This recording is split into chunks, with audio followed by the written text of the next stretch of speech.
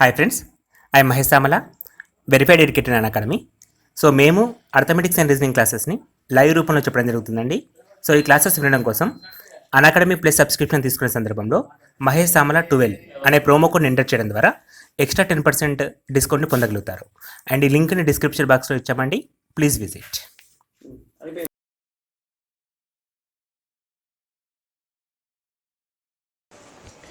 ఒక భిన్నం మరియు లవహారాలను తారుమారు చేయగా ఏర్పడిన భిన్నాల లబ్ధం ఎల్లప్పుడూ డాష్కి సమానం. సో ఒక భిన్నం అంటే మనం x/y తీసుకుందామండి.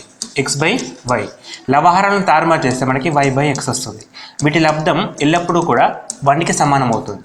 1కి సమానం అవుతుంది. సో ఆన్సర్ ఈజ్ 2 అండి. దీన్ని ఇంకో రకంగా ఏం చెప్తామంటే గుణకార విలోమం అని కూడా అంటామండి. దీన్ని గుణకార విలోమం. లవహారాలను తారుమారు చేసినప్పుడు వచ్చే భిన్నాన్ని మొదటి భిన్నానికి గుణకార విలోమం అని చెప్పడం జరుగుతుంది. సో ఇక్కడ లవహారాలు తారుమారు చేయకుండా కాకుండా గుణకార విలోమాన్ని కూడా మెన్షన్ చేసినప్పుడు మనకి దాని లబ్ధం ఎల్లప్పుడు కూడా 1కి సమానం అవుతుంది.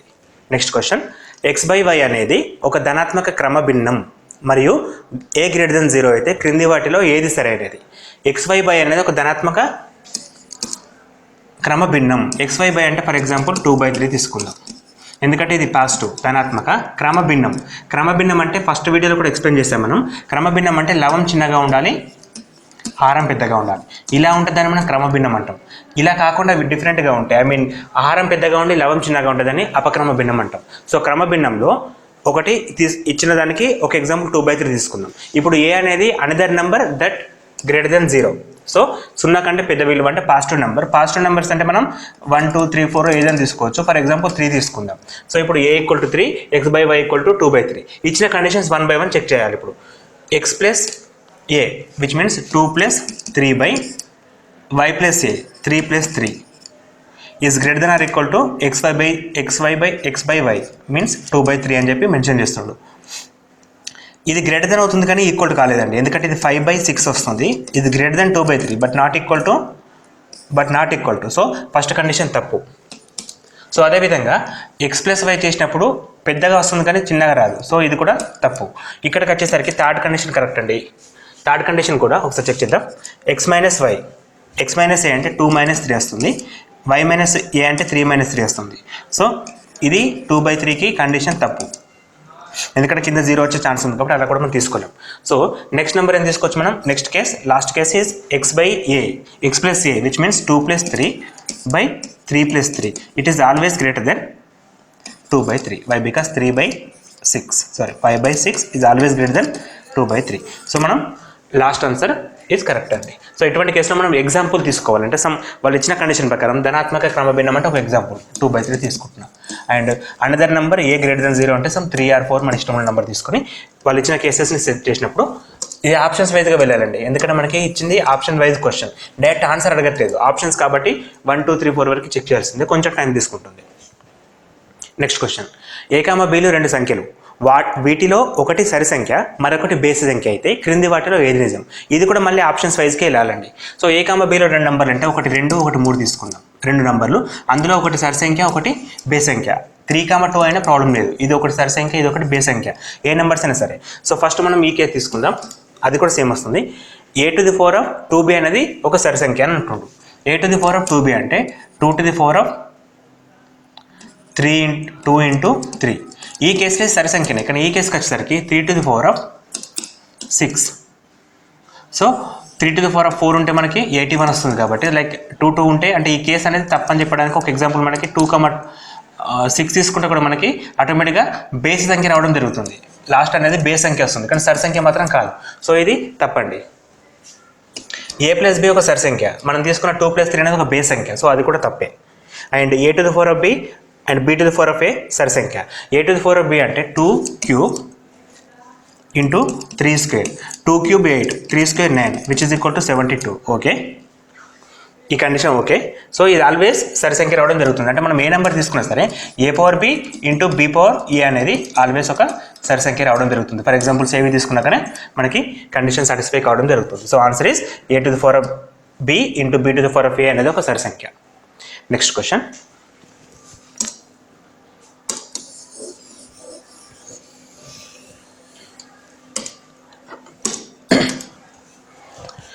123.123ని 1/123 చే భాగించగా భాగఫలం ఎంత?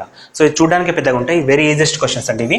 123.123ని 1/123 చే భాగించగా 1/123 చే భాగించగా. సో మనకు ఆన్సర్ కావాలి ఇక్కడ. సో ఇది 1/, ఉంది కాబట్టి పైకి వెళ్తే మల్టిప్లికేషన్ అవుతుంది. 123.123 ఇంటూ 123,000. సో ఎప్పుడైతే 000 ఉందో ఈ పాయింట్ మనకి 3 పొజిషన్స్ ముందుకు జరుగుతుంది, విచ్ మీన్స్ 123 ఇంటూ 123. సో ఈ మల్టిప్లికేషన్ చేయాలి, కావాల్సిన ఆన్సర్ వచ్చేస్తుంది. సో మనకి ఇది మల్టిప్లికేషన్ చేసినప్పుడు లాస్ట్ నెంబర్ మస్ట్ బి 9 వస్తుందండి. లాస్ట్ నెంబర్ మస్ట్ బి 9 వస్తుంది. సో ఇక్కడ 9 ఉంది, ఇక్కడ 9 లేదు, ఇక్కడ 0 ఉంది, ఇక్కడ 9 లేదు. సో ఈ రెండు కేసులో ఏదో ఒకటి కరెక్ట్ కావచ్చు. అండ్ వన్ మోర్ థింగ్, ఇక్కడ పాయింట్ ఉందండి 2.9 అని చెప్పి ఇక్కడ ఉంది. సో మనకి 2.9 అంటే మళ్ళీ ఇక్కడ పాయింట్లో వచ్చే అవకాశం లేదు కాబట్టి డైరెక్ట్ ఆన్సర్ అనేది ఇది అయిపోతుంది. అంటే మొత్తం మల్టిప్లికేషన్ కూడా మనకు అవసరం లేదు, చిన్నగా లాజిక్ ఉపయోగించినప్పుడు అక్కడ పాయింట్ ఉంది, ఇక్కడ పాయింట్ లేదు, అండ్ మిగతా రెండు ఆప్షన్లో 9 లేదు కాబట్టి మనకు కావాల్సిన ఆన్సర్ ఆప్షన్ 3. నెక్స్ట్ క్వశ్చన్, 120,409ని వర్గమూలం కనుక్కోండి. అంటే 1,20,409కి వర్గమూలం. సో ఈ వర్గమూలం మన మెథడ్ నంబర్ సిస్టమ్ టాపిక్స్లో మనం how to find square root అని చెప్పేసి ఫైండ్ అవుట్ చేసినాం, వీడియో చేసినాం. దానికి కావాల్సిన లింక్ కింద డిస్క్రిప్షన్ బాక్స్లో ఉంది, మీరు చూసుకోవచ్చు ఒకసారి. సో ఈ విధంగా చేయాలంటే ఫస్ట్ ఇచ్చిన నెంబర్ మొత్తం రాసుకోవాలి, 120,409. సో మనం కనుక్కోవాల్సింది వర్గమూలం కాబట్టి లాస్ట్ నుంచి రెండు నెంబర్ పైన ఒక లైన్ గీయండి. సో రిమైనింగ్ మనకి 12 ఉంది. 12 కంటే ముందుండే పర్ఫెక్ట్ వర్గం విచ్ మీన్స్ 3 × 3 9. అండ్ 4 × 4 చేస్తే 16 వస్తుంది. 16 కావద్దు, దానికంటే ముందు ఉండే పర్ఫెక్ట్ వర్గం 9, 3 × 9 అనమాట. సో ఇక్కడ మనకి 12 - 3 3 వస్తుంది. రెండు నెంబర్స్ క్యారీ చేసుకున్నాం. ఇప్పుడు ఇంపార్టెంట్ అండి, ఇక్కడ ఏ నెంబర్ ఉందో దానికి మనం యాడ్ చేయాలి. సో 3 + 3 is 6 అండి. 3 + 3 6 వస్తుంది. నెక్స్ట్ ఏం చేస్తామంటే ఇక్కడ ఒక నెంబర్ని సబ్స్టిట్యూట్ చేసినప్పుడు అదే నెంబర్తో ఇంటూ చేయాలి. For example 61 × 61, 62 × 62. ఇది ఈ నెంబర్ కంటే తక్కువ నెంబర్ దాకా తీసుకోవాలి. ఇప్పుడు మనం 63 × 63, 64 దాకా పోయే ఛాన్స్ ఉందండి, ఎందుకంటే 65 × 5 300 క్రాస్ అయిపోతుంది. సో 64 4 4 16 25, 256 వస్తుంది మనకి, 256. అండ్ డివైడ్ చేస్తే ఇక్కడ 44 + 4 48 అవ్వడం జరుగుతుంది. సో ఇక్కడ మనకి 44 ఉంటుంది, +4 చేస్తే 48. Okay, and last numbers divide చేసుకో మనం కిందికి డ్రా చేసుకుంటున్నాం. ఇప్పుడు మళ్ళీ 64 + 4 విచ్ మీన్స్ 68 వచ్చిన తర్వాత ఇక్కడ ఏ నెంబర్ని పెడితే ఆ నెంబర్ తోటి ఇంటూ చేయాలి. ఫర్ ఎగ్జాంపుల్ 4 తో 4 ఏ విధంగా చేసినామో సేమ్ నెంబర్ తోటి మల్టిప్లికేషన్ చేయాలి. For example 681 × 681. సో నియర్లీ 6 అనేది చేంజ్ ఉంటుంది. మనకి 48లో ఉంది కాబట్టి అది కంపల్సరీ 6 కంటే ఎక్కువ ఉండాలి, లేదా లాస్ట్కి 9 ఉంది కాబట్టి అది కంపల్సరీ 3 కావాలి లేదా 7 కావాలండి. 3 కావాలి లేదా 7 కావాలి. 3 తోటి చేస్తే 1800 చేంజ్ వస్తుంది. For example 68 3 × 3 nearly 2000. ఇక్కడ మనకు ఉన్నది ఇక్కడ 4000. సో మస్ట్ బి 7 × 7 అనమాట. Must be 687 × 7. So which is equal to 4809. మనం మొత్తం కూడా చేయని అవసరం లేదు, క్రాస్ మల్టిప్లికేషన్ చెక్ చేసుకొని ఫైండ్ అవుట్ చేయొచ్చండి. So answer is 347. Option number 1 is correct.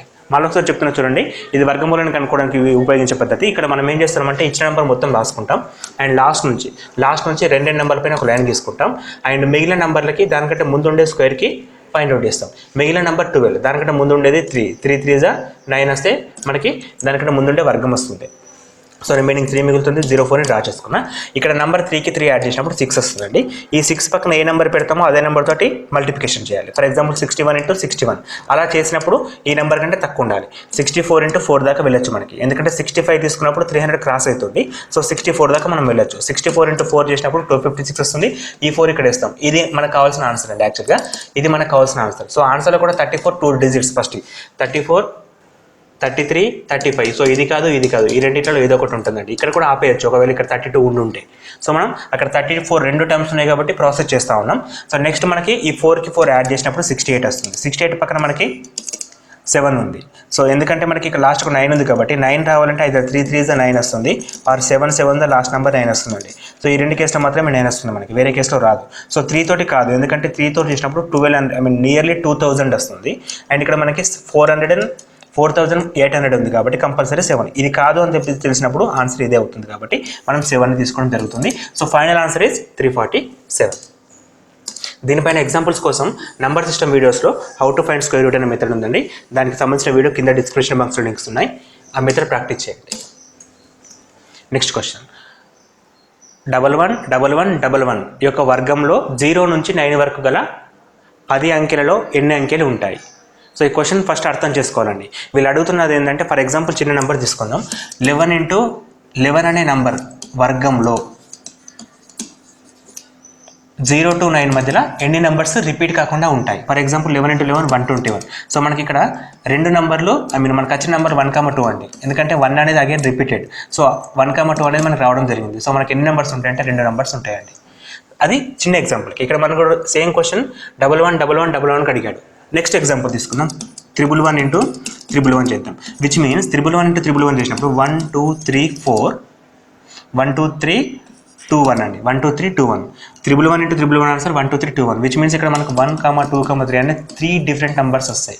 And మనకి 111 into 1111 చేసినప్పుడు 1 2 3 4 3 2 1. ఇది ఒక లాజిక్ అండి. ఇక్కడ మనకి నెంబర్స్ వచ్చేసి 1 2 3 4 అనే డిఫరెంట్ నెంబర్స్ 4 వస్తాయండి. సో మనకి ఇక్కడ ఎన్ని నెంబర్స్ ఉంటాయి? అన్ని డిఫరెంట్ నెంబర్స్ వస్తాయి. ఇక్కడ మనకి ఇచ్చిన క్వశ్చన్ వచ్చేసి 6 నెంబర్స్ అండి. 6 ones. ఇది మల్టిప్లికేషన్ చేసినప్పుడు 1 2 3 4 5 6 అగైన్ 5 4 3 2 1 వస్తుంది. అంటే మనకి డిఫరెంట్ నెంబర్స్ 1 2 3 4 5 6 అనే 6 డిఫరెంట్ నెంబర్స్ వస్తాయి మనకి. ఇది ఒక లాజిక్ అండి. లాజిక్ గుర్తుంచుకోండి. సో అక్కడ మనకి ఎన్ని నెంబర్స్ ఉంటాయో అదే ఆన్సర్ అవుతుందండి. So answer is 6. ఇదంతా మనకి నోటెడ్ ఉండాలి. చూడగానే ఆన్సర్ చేసేస్తాం with in fraction of seconds. So answer is 6.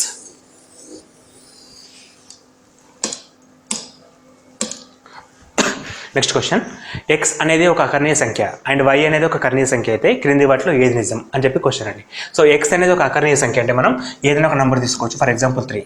Why అనేది ఒక కర్ణీయ సంఖ్య అంటే √5 తీసుకుందామండి. ఇది ఒక కర్ణీయ సంఖ్యకి ఎగ్జాంపుల్, ఇది ఒక అకర్ణీయ సంఖ్యకి ఎగ్జాంపుల్. సో ఇటువంటి వాటికి ఎగ్జాంపుల్ తీసుకోవడం ఇంపార్టెంట్. ఫస్ట్ ఆఫ్ ఆల్ ఆ నెంబర్స్ మనకు తెలియాలి. అకర్ణీయ సంఖ్య అంటే ఏంది, కర్ణీయ సంఖ్య అంటే ఏంది. అకర్ణీయ సంఖ్యకి 3గా ఎగ్జాంపుల్ తీసుకోవచ్చు. కర్ణీయ సంఖ్యకి √5 తీసుకోవచ్చు. ఇక్కడ మన ఫస్ట్ ఆప్షన్ ఏమంటుందంటే x + y మరియు xyలు కర్ణీయ సంఖ్యలు. x + y ఏమవుతుందండి 3 + √5. ఇది ఒక కర్ణీయ సంఖ్య కరెక్టే. అండ్ x × y 3√5 ఇది కూడా ఒక కర్ణీయ సంఖ్య కరెక్టే. సో ఫస్ట్ ఆప్షన్ కంపల్సరీగా 2 కూడా రైట్ అవుతుంది కాబట్టి ఇక్కడనే ఆపేయచ్చు. అది సబ్జెక్ట్ మీద గ్రిప్ ఉన్నప్పుడు. లేదు అంటే సెకండ్ ఆప్షన్ కూడా చెక్ చేసుకోండి ఒకసారి. x, y మరియు x, y రెండు అకర్ణీయ సంఖ్యలు. ఇది అకర్ణీయ సంఖ్య కాదండి, కర్ణీయ సంఖ్య. సో ఈ ఆప్షన్ తప్పు. xy కరణి మరియు x + y కరణి లేదా అకరణి. లేదా అనే ఆప్షన్ లేదండి, ఓన్లీ కరణి. రెండు కూడా కరణులు మాత్రమే కరెక్ట్. x + y అకరణి మరియు ఇక్కడ అకరణి వచ్చింది కదండి. సో ఇది కూడా తప్పు. సో ఈ విధంగా మనకి మిగిలిన ఆప్షన్స్ 3 కూడా తప్పు. And first one is 100% correct. So subject అంటే మనకి నంబర్ సిస్టమ్స్ పైన గ్రిప్